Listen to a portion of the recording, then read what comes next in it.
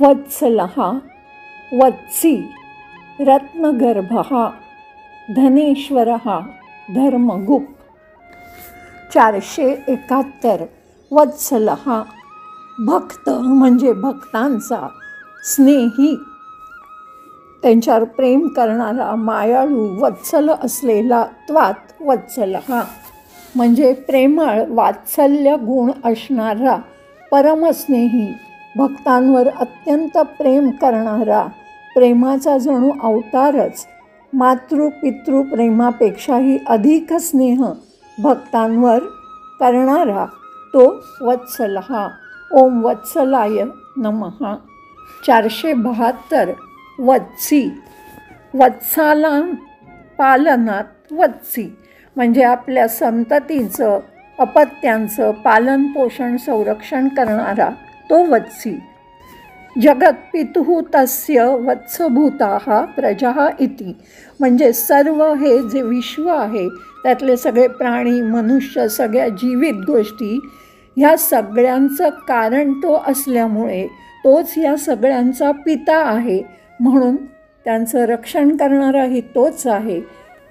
वासरांचा स्वामी पिता, झुंडीमध्ये वासरांना प्रशिक्षित करून त्यांचं रक्षण करणारा, सर्व जीवितांचा पालन करता पिता, देखभाल पोषण करणारा तो वत्सी। ओम वत्सीने नमः। 473 रत्नगर्भः रत्नानि गर्भभूतानि अस्य समुद्रः इति रत्नगर्भः म्हणजे मौल्यवान रत्न दागिने ज्याच्या गर्भातून गंभीरतेतून सखोलतेतून निर्माण होतात, जिथे असतात तो समुद्र म्हणजेच रत्नगर्भः।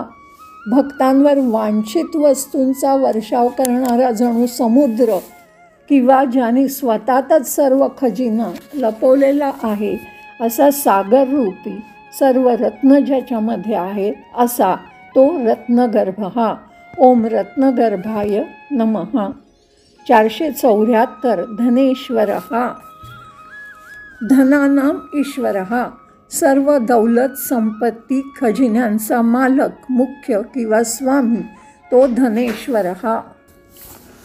ओम धनेश्वराय नमः। 475 धर्मगुप्त धर्मं गोपयति इति धर्माचं रक्षण करतो, राखतो, जतन करतो, वाचवतो तो धर्मगुप्त। गीतेमध्ये परमेश्वर म्हणतात की धर्म संस्थापनार्थाय संभवामी युगे युगे, अनेक अवतार धारण करून जो धर्माचं पालनपोषण करतो तो धर्मगुप्त। ओम धर्मगुप्ते नमः।